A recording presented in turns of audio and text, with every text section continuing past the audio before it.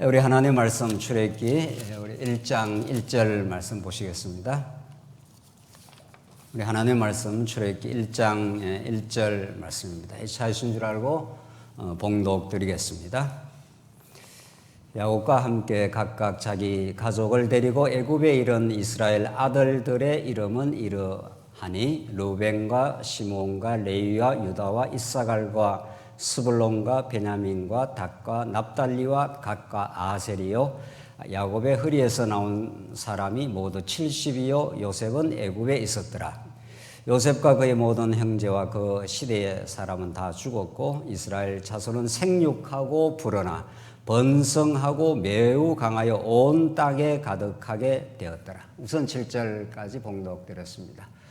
우리는 지난 시간 이제 출애굽기를 우리 시작하면서 출애굽기 전체를 보는 시각 조정을 올바른 이제 그 각도를 우리가 서론적으로 우리가 확인을 했습니다.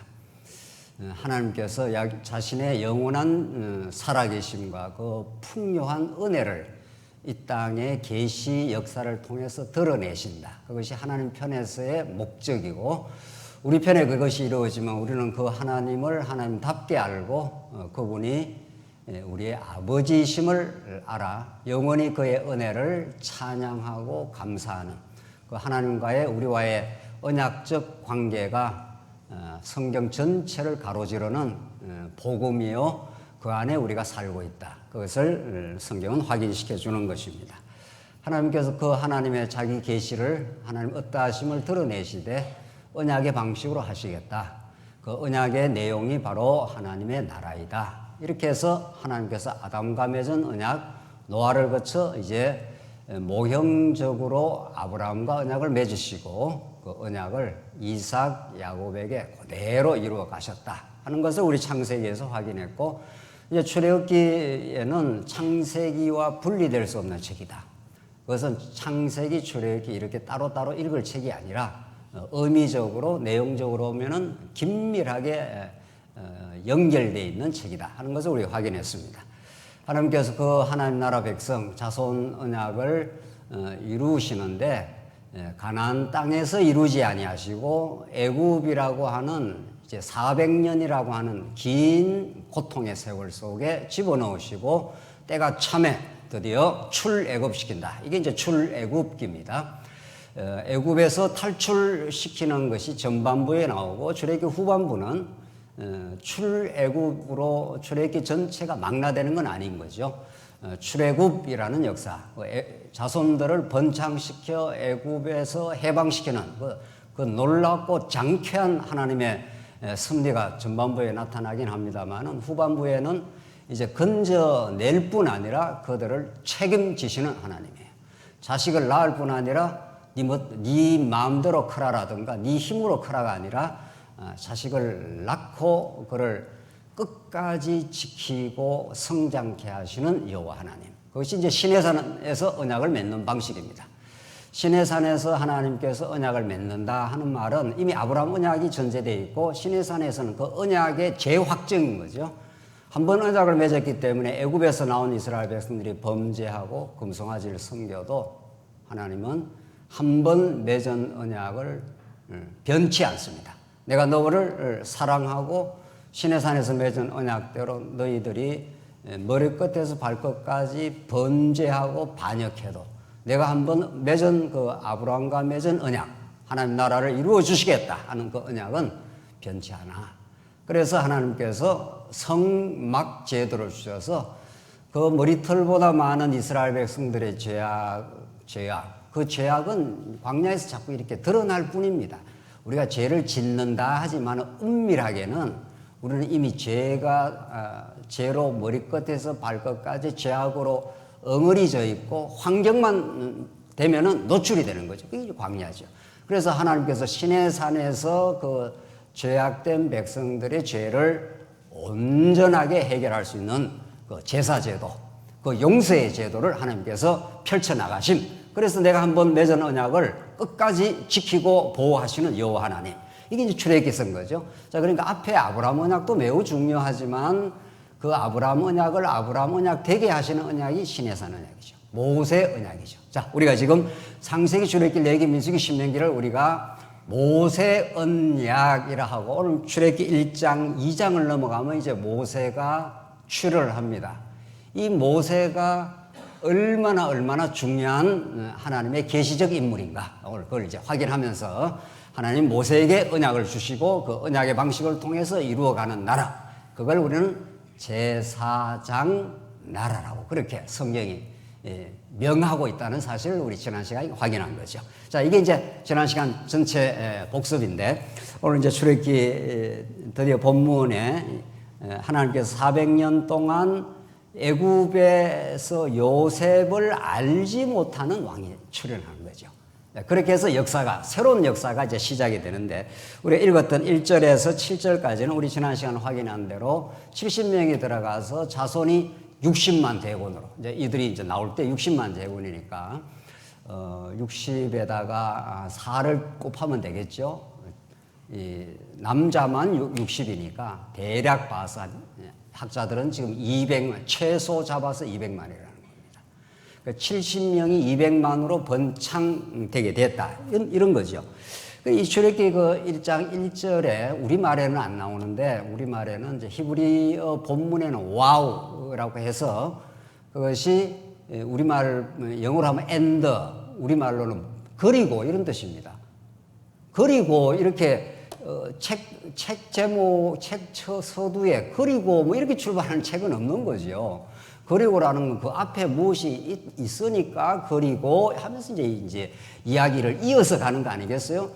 그걸 봤어도 출애굽기, 뭐 창세기, 출애굽기 이렇게 분리될 수 없다는, 와우라는 그 히브리어 자체가 이렇게 창세기에서 하나님이 역사를 하셨는데, 그리고 70명이 들어갔는데 200만 대군으로 생육하고 불어나서 번성했다. 이렇게 된 거죠. 그대로 연결이 되는 거죠. 그걸 우리가 알 수 있습니다. 그래서 하나님의 한 번 언약 맺은 언약은 어떤 조건, 어떤 악조건, 어떤 불리한 상황에서도 하나님 살아계심을 이제 보여주신다. 8절 보시면 요셉을 알지 못하는 새 왕이 일어나 애굽을 다스리더니 그가 그 백성에게 이르되 이 백성 이스라엘 자손이 우리보다 많고 강하도다. 이게 세상 권력의 이중성입니다. 이 장정이 60만 대군이니까 그들은 얼마나 유용한 노동력입니까? 그렇죠? 이거는 임금도 안 주는 노동력입니다. 그냥 먹고 살도록만 해주는 이런 엄청난 이제 이스라엘 백성들의 생육이 아주 잘 됐다는 거죠. 하나님의 언약이 이루어져서 60만 그 대군을 노동력으로 완전히 장악하고 있는데, 문제는 이게 너무 커지는 겁니다. 너무 커지니까 이 권력의 이중성이라는 것을 이용해 먹을 때는 좋은데 이게 도전의 세력이 될까 두려운 거죠. 세상은 이래도 저래도 문제인 겁니다. 하나님 나라가 아닌 어떤 세상의 방식은 수가 불어나면 좋기만 한 게 아니라 이걸 이제 견제를 해야 되는 거죠. 이래서 이제 문제가 생기는 겁니다. 이래서 그냥 놔두면 안 되겠다. 이렇게 해서 엄청나게 힘든 노동을 시켜버리라. 그렇게 해서 국고성 비돔과 람셉 이런 것들 엄청난 그 성들을 짓는데 완전히 학대를 해가지고 이들이 집에 들어가면 아주 골아 떨어져 버리도록 아무것도 못하도록 그렇게 완전히 고통스러운 노동으로 집어넣어 버려라. 이렇게 세속적 권력은 잔인합니다. 자기가 유리하면 써먹지만은 불리하다 싶으면은 멸절해 나가는 거죠. 12절 한번 보십시오. 그러나 학대를 받을수록 더욱 번성하여 퍼져나가니 이렇게 되죠. 참 이게 좀 놀라운 일입니다. 12절. 그러나 학대를 받을수록 그 애굽 왕이 이들을 그냥 뺑뺑 돌려버려라. 쉽게 말하면 군대 가면 막 뺑뺑 돌려라는 말이 있습니다. 이들 잡생각 못하도록 말이죠. 뺑뺑 돌리는 정도가 아니라 아주 그냥 곤죽을 만들어버려라. 이런 거죠. 이렇게 해서 학대가 점점 심해지는데 12절에 학대를 받을수록 더욱 번성하여. 이제 이게 놀라운 사실이죠. 학대를 받으면은 이게 잦아들어야 되는데 하나님의 언약은 오히려 악조건 속에서 더욱 하나님의 살아계심과 그 언약과 그 능력과 그 보호하심이 더욱 용수철처럼 키워 올라온다는 거예요. 이게 이제 기독교 역사입니다, 사실은. 이게 기독교의 특성이기도 하고 진리의 특성이기도 하고 하나님 나라가 이 땅에 퍼져나가는 그 방식이기도 한 거죠. 평탄하고 뭐 이렇게 환경이 좋으면서 이렇게 교회가 번성한 적이 없습니다. 오히려 탄압이 심할수록 점점 더 하나님께로, 예수 그리스도께로, 진리로 점점 그렇게 더 강렬한 응집력이 더 생긴다. 지금 그 말이죠. 그래서 학대가 점점 더 심해집니다. 한번 보십시다. 13절 이스라엘 자손이 이를 엄하게 시켜 어려운 노동으로 그들의 생활을 괴롭게 하니 곧 흙 이기기와 벽돌 굽기와 농사의 여러 가지 일이라. 그 시키는 일이 모두 엄하였더라. 엄청난 과중한 그 일을 시켜가지고 이들을 학대하고 더 번창 못하도록 하는데 그 악조건이 오히려 더욱 번창케 되는 반전의 드라마가 이제 펼쳐진다는 거죠. 15절 보십시다. 그쯤 해서 안 되니까 이 세속의 권력은 점점 더 극악한 방식을 취하는데 우리가 잘 아는 대로 이제 아들을 낳으면은 죽여버려라. 산파들을 하는 이야기입니다. 아들이다 싶으면 죽여버리고 딸은 살려둬라. 이게 보통 일이 아닌 거죠. 이게 이제 사단의 역사인데 궁극적으로는 사단은 우리 교회를 쪼아들어오고 교회 되게 되는 일을 방해하는 공작을 하는 거죠. 지금 이스라엘 나라는 이제 그렇게 역사를 한 겁니다. 아예 남자는 죽여버려. 남자를 죽여버리면 그 씨가 이제 끊어지잖아요. 자손 번창을 어둠의 세력이 막겠다 이런 뜻이죠. 막아지는가 한번 보십시오. 17절. 그러나 산파들이 뭐라고 되어 있습니까? 하나님을 두려워하여 애굽 왕의 명령을 어기고 남자 아기들을 살린지라. 이게 가능한 일이 아닙니다. 애굽 바로의 왕은 절대 권력을 그 당시에 현실적인 절대 권력을 가지고 있고 만약 그 명령을 어기면 그 즉시 죽음을 이미 의미하는 건데 산파들이 애굽 왕의 명령을 어길 정도의 대안이 있는 거죠. 그게 뭐냐고요, 도대체. 무슨 믿는 구석이 있어가지고 세상에 바로의 명령을 어길 정도의 그 담대함이 이제 나오냐는 겁니다, 이게 하나님을 두려워함. 종교개혁 당시에 우리 종교개혁자, 영국의 스코틀랜드 종교개혁자 그 무덤에 하나님을 두려워하는 자 여기 잠들었노라. 이런 말이 있습니다. 하나님을 두려워했기 때문에 세상 권력이 그리 두렵지 않는다. 그 말인데 산파들이 그랬다는 겁니다. 20절로 한번 보십시오. 하나님이 그 산파들에게 은혜를 베푸시니 그 백성은 번성하고 매우 강하여지니라. 그 산파들은 하나님을 경외하였으므로 이렇게 되어 있죠. 그래서 왕의 명령을 어겨버리고 아들을 계속 살려줍니다. 왜 살려주느냐 그러니까 애굽 여인하고 같지 않아서 가니까 다 벌써 세산해버렸습니다. 이렇게 해서 바로는 자손 번창을 막으려고 극악한 있는 수단, 없는 수단을 다 동원해서 지금 막으려고 시도하지만 하나님이 산파들에게 하나님을 경외하는 마음을 줘버리니까 못 맞는다 이런 뜻입니다. 그러니 마지막 최고로 잔인한 방법이 나옵니다. 22절. 그러므로 바로가 그의 모든 백성에게 명령하였다. 아들이 태어나거든 너희는 그를 나일강에 던지고 딸이거든 살려두라. 이 산파들이 말을 안 듣는다 싶으니까 이제는 아예 산파고 뭐고 중간 매개고리도 없이 그냥 나일강에 다 던져버려. 이렇게 극악하게 나옵니다. 이 사단과 하나님 나라의 그 도전은 이 영적 싸움은 보통 싸움이 아닙니다. 어지간했으면 사도 바울이 구원의 투구를 쓰고 평안의 신발을 신고 의의 흉패를 메고 이 악한 공중 권세 잡은 영들과 싸워라 했을 때는 사단은 우는 사자처럼 우리 주위를 늘 맴돌고 틈만 있으면 고소하고 끊어 들어오는 거죠. 그걸 이제 우리가 믿음의 방패로 막고 이렇게 하는 그 역사. 어둠의 세력, 이 사단 권세가 보통 강력하게 도전하는 게 아니라는 거죠. 그런데 놀라운 사실은 하나님은 그 도전을 역이용하셔가지고 이제 산파를 통해서 죽여라 했다가 그 시도가 수포로 돌아가니까 실패되니까 아예 나일강에 다 던져버려. 이 세상에 생으로 낳은 아들을 그냥 나일강에 던진다는 게 이게 가능한 일이냐고요. 이 가능한 거죠. 이게. 이렇게 해서 정말 이스라엘 백성은 그 자손 번창의 하나님의 뜻이 이루어지는 가운데 하나님의 어떠하심이 이제 드러나는 가운데 최대의 절대절명의 위기에 이제 봉착하는 거죠. 자, 남자를 다 나오는 대로 남자를 다 나일강에 던져버리는 거니까 그거야 뭐 그대로 다 죽는 거죠. 그게 이제 멸절시키는 거죠. 멸절시키는 그 절대절명의 이제 위기가 오는 거죠.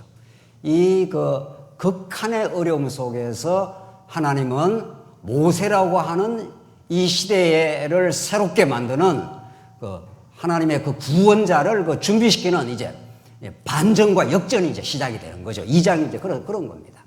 끝까지 이제 밀고 사단이 밀고 들어가는 거잖아요. 물론 하나님의 그 포괄적인 계획 속에서 이스라엘 백성이 이제 어떻게 할 수가 없는 그런 절대절명의 상황으로 하나님께서 몰아가게 하시고 그것을 극적으로 반전을 시키는 그 역사, 그 역사의 그 주인공으로서 이제 모세라는 인물이 등장을 하기 시작하는데 모세는 여러분들 이제 읽어 나가면은 모세라는 그 이름이 그냥 창세기, 출애굽기, 창세기는 아니고요. 출애굽기, 레위기, 민수기, 신명기에만 전부 모세로 이제 도배질이 되어 있습니다. 모세로.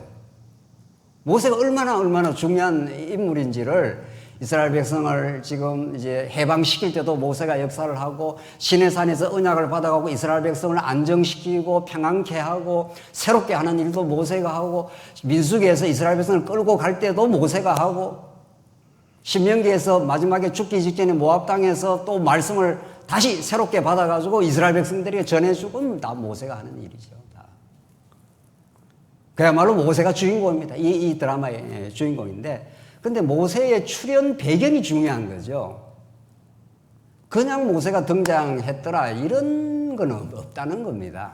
그러면 그 재미가 없는 거죠. 이스라엘 백성은 지금 왕의 절대 명령이 산에 나오면은 처음에는 죽여버리라 했다가 그 명령이 실행이 안 되니까 아예 나일강에다 던져버려. 그러니까 남자 울음소리가 있는 곳은 다 잡아내겠다 이런 거죠. 남자의 울음소리가 있는 곳이 포착만 되면은 옛날에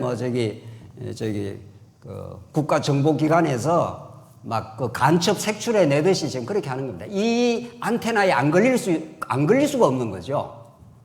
이 절대 권력을 가지고 있는 이 바로가 군사를 동원하고 정보원들을 다 동원하면은 남자가 어떻게 살겠냐고요. 애기가. 그런 어떤 절대절명의 상황, 위기, 이스라엘 백성들이 이제 어떻게 할 수 없는 그 마지막 코나 천길만길 낭떠러지 앞으로 막 밀어붙이고 거기에서 하나님이 이제 반전을 이제 만들어 가시는 거죠. 이게 하나님의 역사입니다. 그래서 우리가 뭐를 어떻게 해서 뭐가 역사가 움직인다, 된다 이런 말들은 전부 인본주의라는 거예요. 하나님께서 막 밀어붙일 때는 우리의 힘으로는 어떻게 할 수 없는 속수무책의 상황으로 막 몰려갔다가 하나님이 이미 준비해 놓은 구원자가 등장을 하는 거죠. 모세가. 모세보다 더 우월하신 진짜 구원자 이렇게 되는 거죠.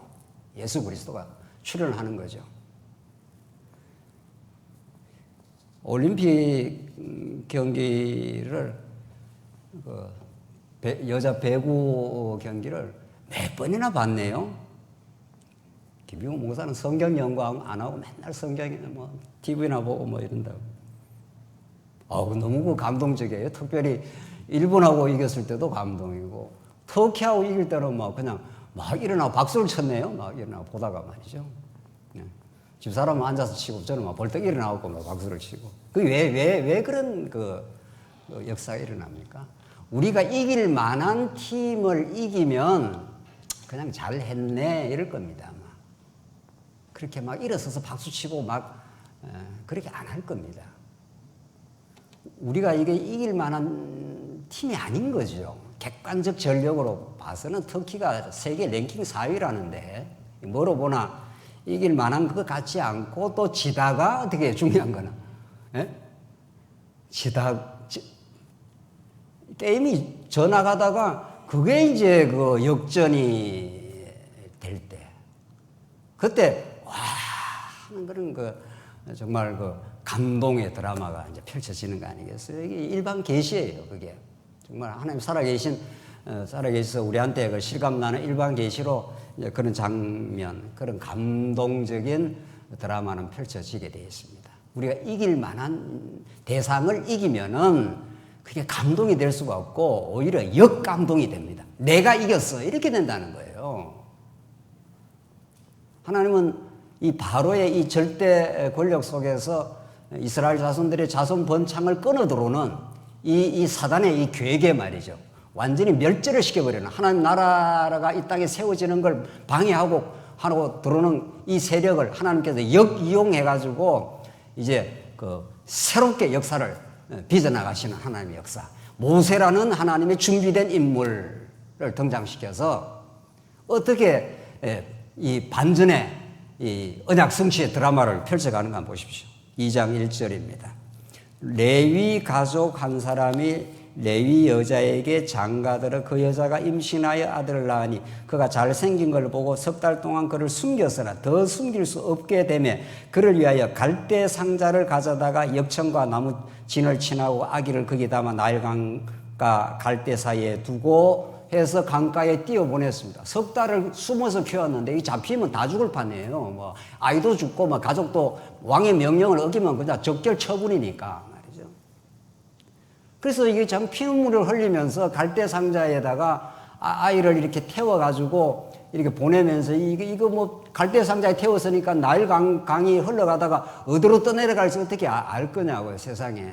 우리가 부모라고 생각을 한다면은 말이죠. 이 상황에 우리가 감정이입을 해서 한번 생각을 해보라고. 우리가 난 아이가 그 나일 강이 흉흉한 그 강에 띄워가지고 이렇게 철렁철렁 하다가 뒤집어질 수도 있는 거고 말이에요. 어디로 흘러갈지도 모르는 이 절대절명의 시간들, 이 위기와 이 당혹한 시간들이잖아요. 그러니까 그걸 그냥 놔둘 수가 없고 이렇게 어머니가 지금 따라가면서 지금 보고 있는 중이죠. 그때 마침 바로의 공주가 딱 나타나가지고 그걸 포착을 해내지 않습니까? 이 갈대상자라는 그 말이 히브리어로 아주 중요합니다. 이게 재밌고 중요한데 테바라는 히브리어인데 갈대상자라는 그 히브리어 자체라는 뜻이 그 테바라는 그 단어가 어디에다 그대로 쓰여졌는가 하면 노아의 방주가 테바입니다. 노아 방주가 테바예요. 물에서 뜬 거지요. 이게 노아 방주가 물에서 떠서 구원을 받은 거지 않습니까?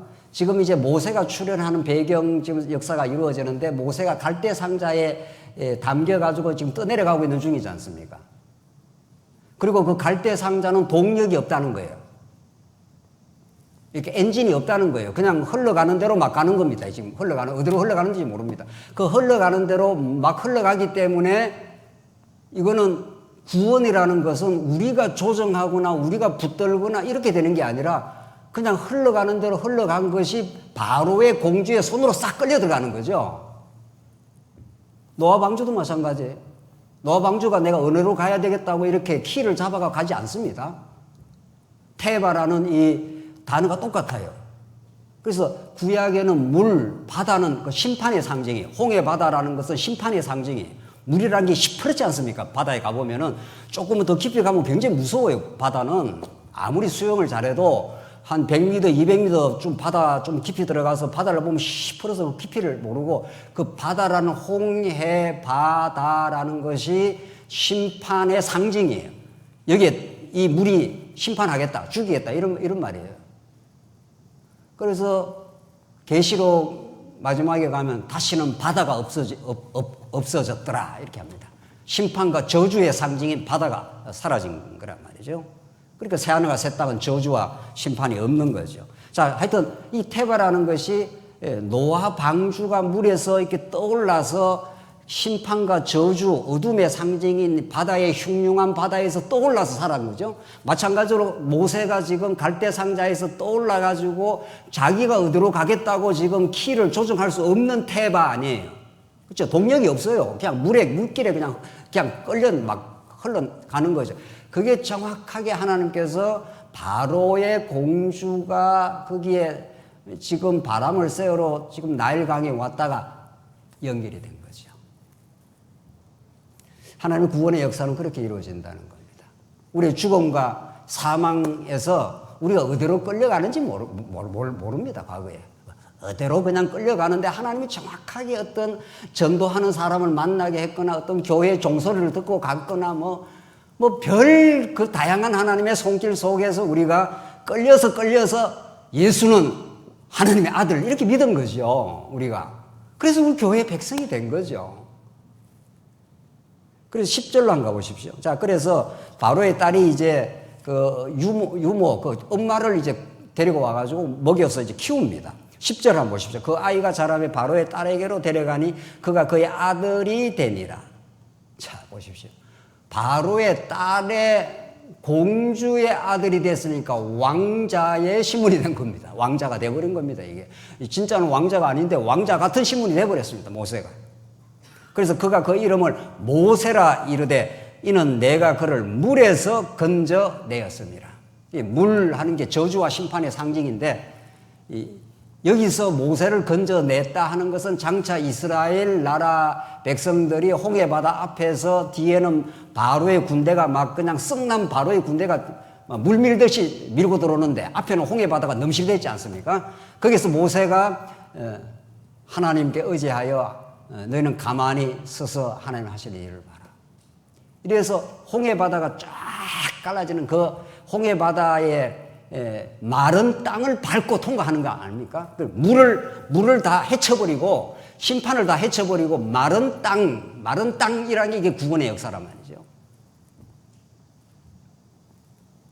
이렇게 하나님께서는 지금 모세가 물에서 건짐을 받았다 하는 이 사건이 가지고 있는 상징성, 이 구원의 이 상징성이라는 게 엄청난 거죠. 이게 이스라엘 나라를 애굽에서 건져내시는, 그래서 하나님께서 아브라함과 맺은 언약대로 하나님 나라 백성으로 건져낼 뿐 아니라 그를 거룩한 백성을 만들고 제사장 나라를 만들어서 그를 그대로 건져내가지고 독수리가 날개를 업어서 건져내듯이 건져내가지고 가나안 땅으로 집어넣는, 그래서 하나님 나라를 드디어 건설해 가시는 우리 여호와 하나님을 모세라는 인물을 통해서 이제 이루어가는 거죠.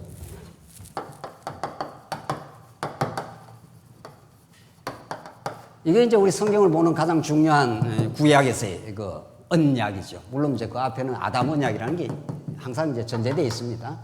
아담 언약이라는 게 전제되어 있는데 이스라엘 역사의 출발은 이제 모세니까 이 아브라함 언약을 하나님께서 이루는 과정에 자손 언약, 하나님 나라 백성을 이루는데 지금 등장하는 인물이 누굽니까? 예. 모세라는 이제 인물이 테바라고 하는 갈대 상자에 떠밀려 내려가는 그 상자 속에서 구원을 받지 않습니까? 이것이 하나님께서 이스라엘 백성들을 더 나아가서 이 땅에 하나님의 언약 백성들을 이 떠밀려 나가는 이 저주와 이 흉흉한 심판의 바다 같은 이 죄악의 물결 속에서 우리를 건져내가지고 사랑의 하나님의 나라로 옮기셨다 하는 그 역사를 만들어내는 인물이 바로 모세라는 겁니다. 모세. 그래서 이 히브리서는 이 모세를 히브리서는 구약의 내용을 다 이렇게 연결을 해가지고 구약의 계시보다 신약의 예수 그리스도가 얼마나 더 뛰어난 계시의 역사인가. 예수 그리스도는 구약의 성전, 구약의 모세, 구약의 여호수아 등등등등 구약의 모든 인물들이 등장하고 구약의 제도가 등장해도 실제로 예수님이 이제 구약의 여러 모양과 여러 방법으로 하나님께서 보여주시는 그 하나님께서 이 모든 날 마지막에 아들로 보여주시니 이렇게 이제 히브리서가 구약 전체를 싸잡아가지고 이제 예수 그리스도 하나님 아들을 적중을 시키는 거 아니겠어요? 그래서 우리가 이제 앞으로 이 출애굽기, 레위기, 민수기, 신명기 계속 읽어나갈 때 모세라는 인물에 우리가 집중을 하고 모세 언약에 집중을 하는 겁니다. 그렇죠? 이 모세 언약이라는 게 이게 이제 시내산 언약, 뒤에서 신명기에 나타나는 언약, 이 모든 걸 합쳐서 이제 모세에게 주신 언약이다. 모세에게 주시는 이 언약 덕분에 이스라엘 백성들이 아무리 범죄하고 여기서 아브라함 언약대로 언약을 받았지만 애굽에서 종살이 한 백성들은 나오면서 전부 반역하고 범죄하고 어쩔 수 없는, 하나님도 그렇게 하셨습니다. 하나님 그렇게 해서 결코 율법 앞에서 자기를 자랑하지 못하게 하시고 그 정죄를 받을 수밖에 없는 이스라엘 백성들 하여금 그 사죄의 은총이 있는 그 놀라운 은혜의 그 역사가 있는 성막 안으로 들어오도록 하나님께서 하시는, 이게 시내산 언약이잖아요. 이게 포괄적으로 말해서 모세 언약입니다. 모세. 그러니까 모세는 정말 진짜로 오실 구원자 예수 그리스도에 대한 예표적 인물인 거죠. 그러니까 구약의 출애굽부터 전부 모세 이야기예요. 전부 모세 이야기. 모세가 하는 모든 일들이 장차 누가 하는 일들이에요. 그러니까 전부 예수 그리스도가 하는 일들의 모형적 인물이니까 말이죠. 모세는 참 마태복음에서 아브라함과 다윗의 자손 예수 그리스도의 세계라 이렇게 나가잖아요. 아브라함과 다윗의 제일 큰 말뚝을 딱 받고 아브라함과 다윗의 그 중간에 들어가는 인물이 바로 모세입니다. 그만큼 모세가 중요합니다. 히브리서 3장 1절로 6절 제가 읽어보죠. 그냥 읽겠습니다. 그러므로 함께 하늘에 부르심을 받은 거룩한 형제들아, 우리가 믿는 도리의 사도이시며 대제사장이신 예수를 깊이 생각하라. 그는 자기를 세우신 이에게 신실하기를 모세하고 대비를 하는데, 모세가 하나님의 온 집에서 한 것 같이 하셨으니 그는 모세보다 더욱 영광을 받을 만한 것이 그 집 지은 자가 그 집보다 더욱 존귀함 같으니라. 모세가 구약에 모세 없이 이스라엘 국가를 우리가 설명할 수가 없잖아요. 모세가 없이 이스라엘 백성이 어떻게 애굽에서 나오냐고요. 모세가 없이 어떻게 시내산에서 언약을 받냐고요. 모세가 없이 어떻게 광야를 성공적으로 통과할 수 있나요? 그 모세가 모든 일을 하는 겁니다. 구약에는 구약의 이스라엘 백성들이어서 그만큼 이 모세가 이렇게 중요합니다. 그런데 히브리서는 집 지은 자가 그 집보다 더 존귀해. 모세가 집이라면은 예수 그리스도 하나님의 아들은 집 지은 자나 똑같아. 이 정도로 현격한 차이가 있다는 거죠. 자, 정말 대단한 겁니다, 이게. 5절. 또한 모세는 장래에 말할 것을 정언하기 위하여 하나님의 온 집에서 종으로 신실하였고. 자, 모세는 종이. 장차 오실 그리스도는 종이 아니라 뭐죠? 아들이에요. 모세는 하나님의 집에서 신실하게 하나님의 뜻을 따라서 일했던 종이라면은 그런 말이죠. 그리스도는 하나님의 집을 맡은 아들로서 그와 같이 하셨으니. 그러니까 모세만 해도 이게 지금 대단한 이제 역사가 지금부터 이제 시작이 되는데, 이스라엘 백성들을 애굽에서 해방시키고 하나님의 뜻을 직접 받은 선지자로서, 나 같은 선지자 그러지 않습니까? 모세가 하나님의 뜻을 직접 받아갖고 이스라엘 백성들에게 그 뜻을 전달하는 사람이, 그 중보자가 모세예요. 그러니까 모세가 없으면 이스라엘 백성들은 혼돈이요, 모세가 없으면 이스라엘 백성들은 갈 바를 알지 못하는 어린 양이요, 그런 겁니다. 그 모세보다 더욱더욱 우월하신, 모세는 그 집의 종으로 일했지만은 예수 그리스도는 그 집의 아들로서 등장을 한다. 모세보다 얼마나 더 우월하신 분인가. 아들이니까 그 집의 모든 주권과 대권을, 소유권을, 그 상속권을 다 가지고 계시는 분이다, 이런 뜻입니다. 세상에 구약의 모세만 해도 대단한 그 하나님의 일꾼으로, 선지자로, 구원자로 그렇게 역사를 하나님께 하게 하셨는데, 이 모세보다 더욱 우월하신 아들로 왔다. 종이 아니라 아들입니다. 히브리서는 지금 그렇게 대비를 시키고 있는 거지 않습니까? 우리가 지금 아들에 대한 그 신학, 우리 이미 수요일 날 아들의 복음에 대해서 로마서에서 많이 강조를 했는데, 그냥 우리의 신앙이라는 건 하나님은 우리 아버지시오, 예수 그리스도는 그의 대권을 가지고 이 땅에 오신 아들이고, 여러분과 저는 그 아들을 통해서 양자의 영을 받아가지고 뭐가 된 겁니까? 아들들이 된 겁니다. 아들처럼 고귀하고 아름다운 이 위상은 없습니다. 그러니까 세상에. 그래서 예수님이 하나님의 아들이라는 방편으로 등장을 하신 거예요. 우리도 잘 깨달을 수 있도록. 우리 집에서 아들이 제일 소중하잖아요. 집의 모든 것이 아들을 위해서 존재하는 거잖아요. 아들은 뭐 조건하고 상관없이 그냥 사랑의 대상이잖아요. 이게 정말 엄청난 복음입니다. 정말. 아들은 아무것도 안 해도 상속받을 권한이 있는 겁니다.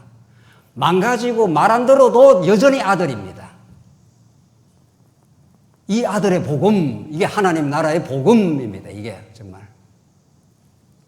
그래서 모세는 종으로서 구약 시대 때는 종으로서도 대단한 역할을 했는데 세상에 모세보다 더 우월하신 예수가 오신다. 자, 우리는 그러니까 출애기의 모세의 사역을 읽어 나가면서 자동적으로 그 언약의 실체이신 그 그림자의 실체이신 예수를 읽어 나가는 거죠.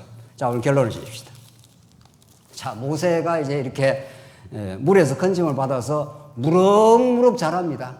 정말 모세는 40년 동안 제왕 교육을 받으며 자라는 겁니다. 이거 엄청난 내용이에요, 이것도. 정말. 모세가 앞으로 이스라엘 백성을 이끌어갈 왕적인 존재 아니에요. 모세는 그냥 인간적인 리더가 아닙니다. 하나님의 뜻을 그대로 받아가지고 하나님의 대권을 가지고 승리하는 그런 존재예요. 그러니 40년 동안 아무렇게나 교육을 받는 게 아니라 애굽의 그 나라의 최고의 그 권력을 가지고 있는 그 나라의 모든 문화, 언어, 모든 왕이 될 만한 교육을 다 받았다는 거예요. 그렇죠? 옛날에 이조 왕의 교육이 대단했다고 합니다. 그 왕자들 어릴 때부터 엄청난 과일을 갖다 대가지고 말이죠. 뭐 노노왈, 맹자왈 해가지고 그때부터 왕이 되려면 이렇게 해야 된다, 저렇게 해야 된다는 것부터 시작해서 말이죠. 모세가 그렇게 지금 교육을 40년 받았어요. 그런데 문제는 모세에게 민족 혼이 들끓어가지고 말이죠. 자기 백성, 히브리 백성이 고통을 받는 걸 보고 애굽 사람이 히브리 일꾼을 치는 걸 보고 격분을 해가지고 쳐 죽여버렸습니다. 그래서 이걸 이제 발각이 난 거죠. 나중에. 발각이 나서 바로가 모세 잡아와 히브리 민족의 편을 들다니 이런 거죠. 이제 모세는 그 나라의 왕자의 신분으로 지금 자랐는데 네가 우리가 가장 멸절시키려고 하는 히브리 민족의 편을 들다니 이거는 이런 역적도 없는 겁니다. 그렇죠? 예. 역적도 이런 역적이 없는 거, 역적이 돼버린 거죠. 그러니까 이걸 죽이려고 한 거죠. 그래서 모세가 피신해서 이제 미디안이라고 하는 광야로 밀려나가고 거기서 십보라를 만나서 아이를 낳는데 그 아이 이름이 게르솜입니다. 그것만 읽죠? 지금 내용이 그런 내용이에요. 22절 보십시오. 그가 아들을 낳으며 모세가 그의 이름을 게르솜이라 하여 이르되 내가 타국에서 뭐가 됐습니까?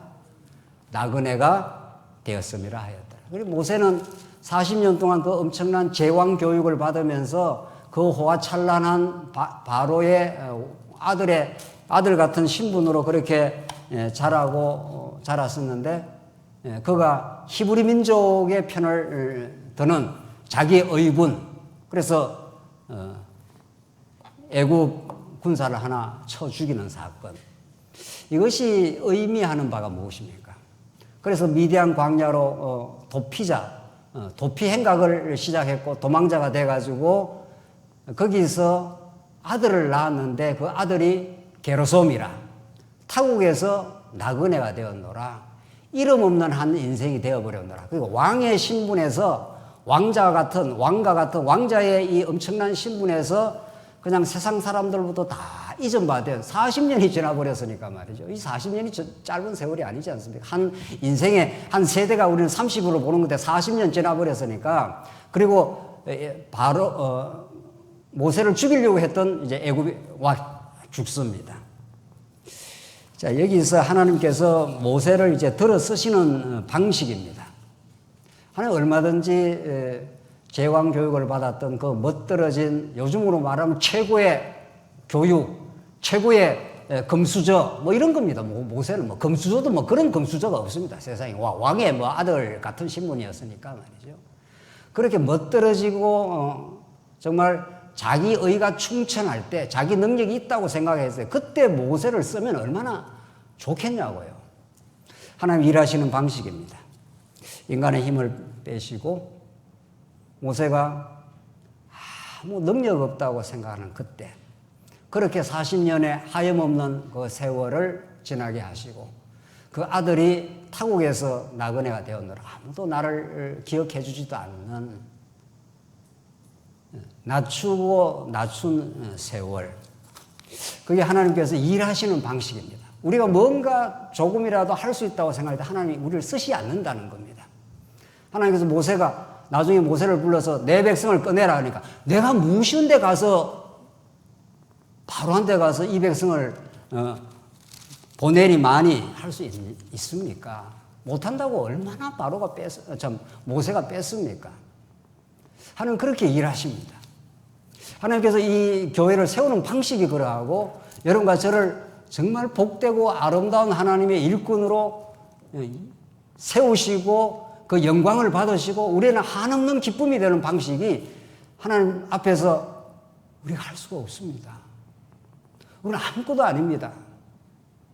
우리 같은 마른 막대기는 하나님이 우리를 붙들어 줘야 이 막대기가 움직이기 시작합니다. 막대기가 스스로 움직일 수가 없습니다. 갈대상자가 동력이 없기 때문에 그냥 나일 강변에 띄워놓으면은 자기가 코스를 잡지를 못합니다. 그냥 물결에 떠밀려 갈 수밖에 없습니다. 하나님께서 우리 인생을 낮추어 떠밀려 간 곳이 바로의 공주의 구원의 손길이요. 물에서 건져내는 모세의 역사요.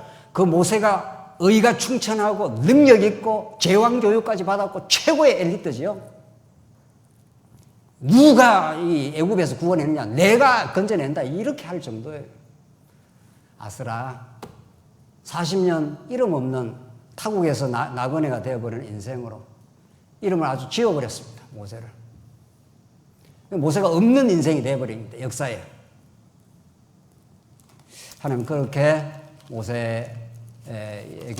역사하시고 드디어 하나님이 모세를 부르시고 모세를 사용하시고 그 위대한 구원의 역사를 하나님 만들어내십니다.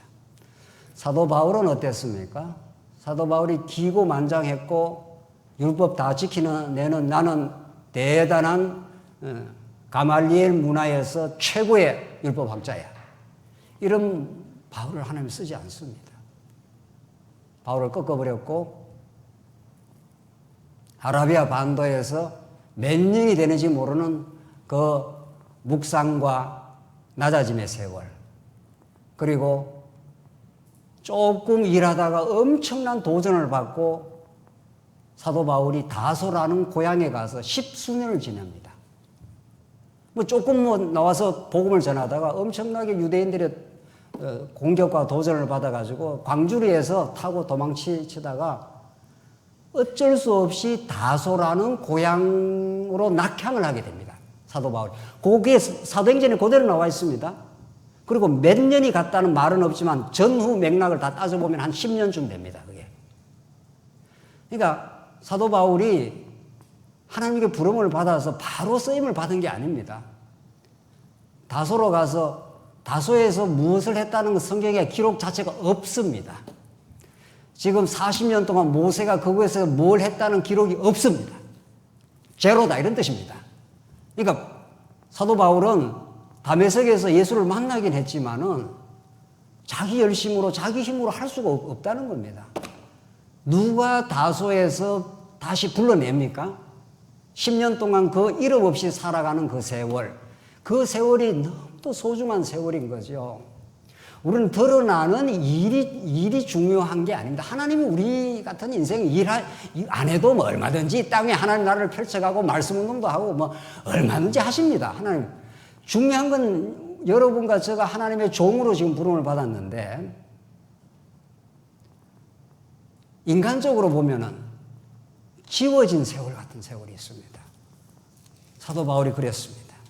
사도 바울이 10년 세월이 다소에서 아무 일 없는 세월입니다. 그것이 바울을 바울 되게 하는 세월입니다.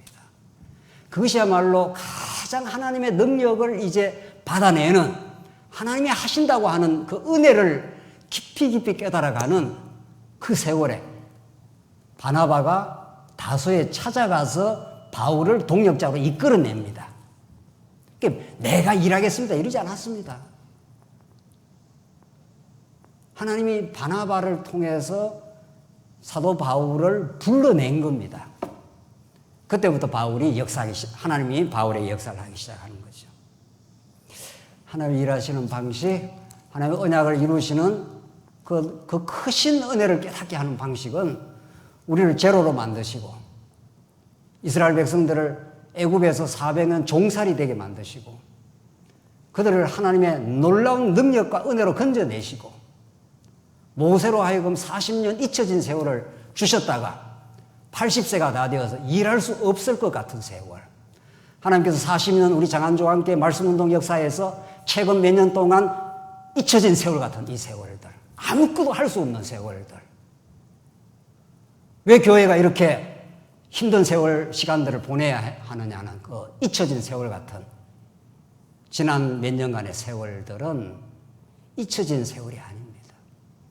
하나님 함께 하셨고 우리가 뭔가 최고의 말씀을 깨달고 있다는 그 자만을 꺾어내는 시간들, 그리고 하나님이 새롭게 하실 것이라는 그 역사들, 얼마든지 하나님은 구약에 나타난 계시의 원리처럼 여러분과 저를 그렇게 함께 하실 것이고, 우리가 할 수 없다고 좌절하고 뭔 일이 안 됐다고 그때부터 하나님이 일하시는 때입니다.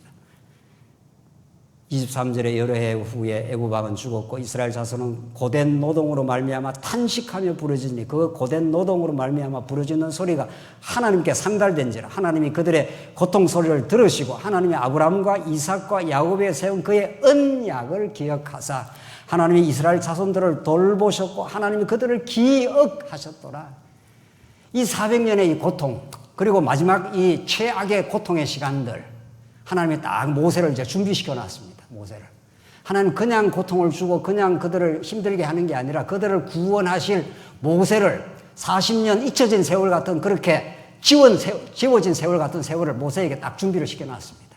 이렇게 정확하게 때가 맞을 수가 없는 겁니다. 하나님이 그 고통을 들으사 아브라함과 이삭과 야곱에게 하신 그 언약을 기억하사 애굽의 고통 소리를 들으시고 내가 모세를 통해서 역사를 하겠다, 이런 거죠. 내가 너희를 기억하고 있다. 세상에 이것처럼 복된 소식이 없습니다. 하나님이 우리를 기억하신, 여러분과 제가 어떤 형편, 우리 교회가 어떤 형편에 있어도 하나님이 우리를 지금 기억하고 계십니다. 하나님이 우리를 기억하시면 모든 문제가 끝난 겁니다. 그렇잖아요. 뭐가 문제가 되느냐고요. 하나님이 우리를 지금 기억하고 계시다는데, 아예 회사의 회장이 말단 사원을 불렀습니다. 내가 너를 기억해. 이러면 말단 사원은 그 회사의 미래 운명이 아무 염려가 없는 겁니다. 부장이 아무리 갈구든지 갑질을 하든지 어떻게 힘들게 하든지 축출하려고 하든지, 회장이 내가 너를 기억하고 있어. 게임 끝이에요. 오늘 이 하나님의 언약의 말씀, 이 하나님의 기억하심, 하나님의 살아계심과 지금 우리와 동행하심이 오늘 말씀 속에 함께 하십니다. 이 말씀 안에 참된 승리가 있길 바랍니다. 기도하십시다. 자비하신 하나님 아버지, 은혜와 사랑을 감사합니다. 우리를 기억하시는 우리 여호와 하나님, 그 언약대로 우리를 지키시는 그 하나님 때문에 우리가 삶의 시련과 낮아짐을 견디어낼 수가 있습니다. 주께서 우리를 붙들어 주시옵소서. 예수 그리스도의 이름으로 기도하옵나이다. 아멘.